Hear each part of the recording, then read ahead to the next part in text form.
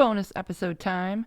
Again, I just want to take a minute to say thank you to Cory Yarmuth for coming onto the show. Man, a lot of good information in that first episode. If you haven't listened to the first episode, go back and listen to part 1, Fall Salmon Fishing in Wisconsin with Cory Yarmuth.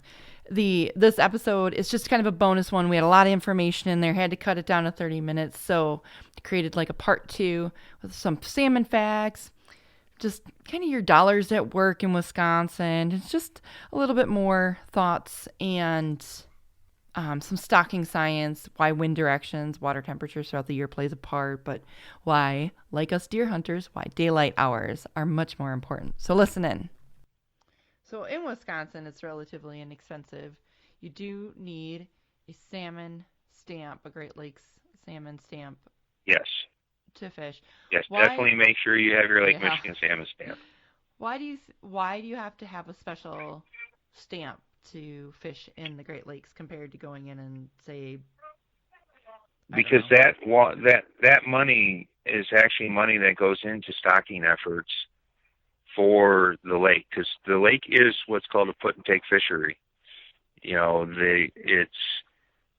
every state has their quota of fish that they stock every year, and the money's generated from license sales, Lake Michigan salmon stamp sales, goes towards the fisheries and the hatcheries to stock those fish. Because Lake Michigan, the Chinook salmon is not native to Lake Michigan. The coho salmon is not native. They're actually invasive species that were put in there for the sport fishermen.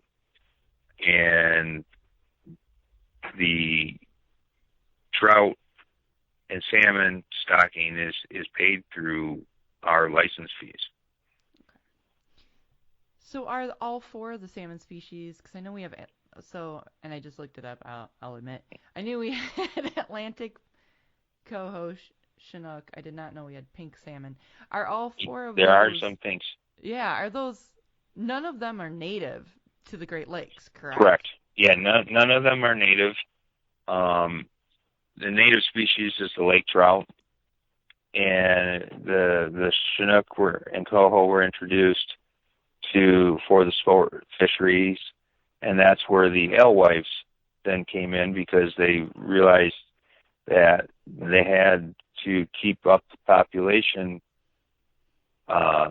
of food for these new species, and because they had to do that, they introduced the alewives into the system to feed these, I hate to use the word invasive species, but the non-native species. Well, and aren't they directly, as a result of them introducing the salmon, is it true that that's why our smelt population has declined? Our what population? The smelt fish? That I'm not, honestly, I cannot speak intelligently about. That's one of the theories, is because of the decline in the alewives that they switched over to the smelt. But you start going up into northern Michigan and Wisconsin, you're going to find lots of people will disagree with that, and they're having phenomenal smelt runs. I know there is a series that I watched on Channel 11 in Chicago, public broadcasting, that did a 2-part series on invasive species in Lake Michigan. And that is one of the species they did not touch on, was the smelt. But I have noticed, very interesting, over the summer, catching salmon and finding gobies in their stomach. And I did catch one big chunky coho this summer that actually had a baby brown trout in his stomach. Really? Yeah. That's interesting. Which I found was very interesting. I don't know. I think that anytime you introduce any species that isn't wasn't there before, you're going to upset the natural order of things, which isn't always that. It isn't a bad thing always, but like you said, the smelt That's runs up north are phenomenal. Down here, not so much. yeah, Hmm. yeah. It's that's why we have the fisheries biologists Yeah. to control that, and I, even though we don't necessarily agree with them, we're kind of at their mercy because they have the knowledge and the knowledge base. They're I know following the one of the big science. things for what's that? They're following the science. Exactly. Now I do, kind of disagree with them. The being swayed by the charter captains to plant more Chinook salmon in Wisconsin and cut back on the German brown trout stocking, and that was kind of money talks kind of thing. Yeah. There's but that's probably a whole different podcast. Yeah. Yeah, because unfortunately, I don't think that the dollar should dictate restocking efforts necessarily right I now. agree. The I agree. ecosystem. But what do I know? Oh, very cool. Boy, you sure have given us laid some truth nuggets on us here. And thank you for that, because Oh, no problem. now I'm itching to go again, of course. So and one final thing. Let's kind of talk about the seasons, sort of. When, like, I know the water temperature is a big trigger of when you should really be out there fishing for them. Can you give us what some optimal environmental elements would be to look for? Well, to be honest with you, one of the things that's really cool, especially about Wisconsin and like McKinley area and Port Washington, is you can actually, if during the summer, if you watch for some really like 4 or 5 days of west winds, what's going to happen is it's going to blow the cold water out, or excuse me, the warm water out and bring the cold water in toward shore, which brings the bait fish in and then brings the salmon along with it. And even though it's not the fall run, you can get out during the summer evenings after some several days of west winds and cast spoons and catch these salmon, which are now at that time feeding on the alewives, and catch them casting. And then come fall, water temperature does play a part in it, but in my opinion, what plays more of a part in it is the daylight hours. As we notice it, that it's getting dark earlier and it's getting lighter later.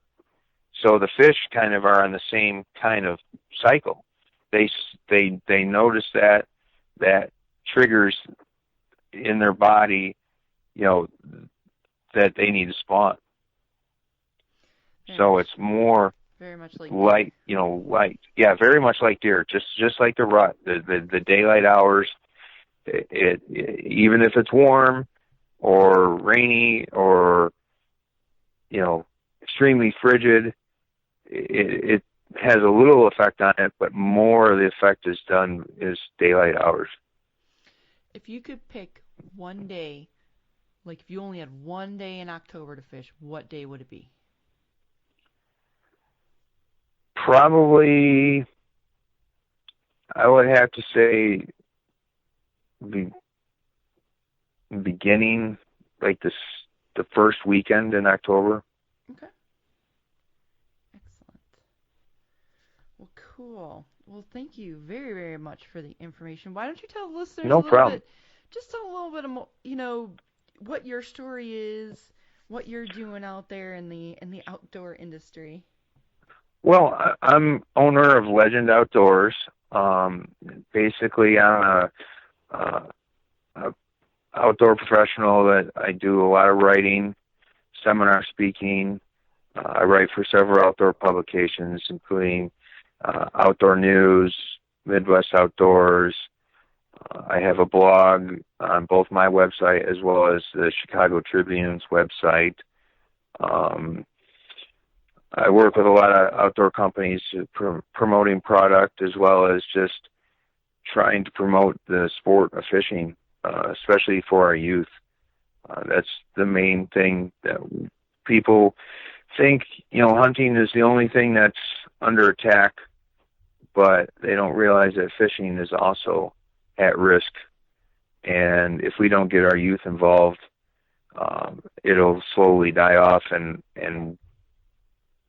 who can carry the torch?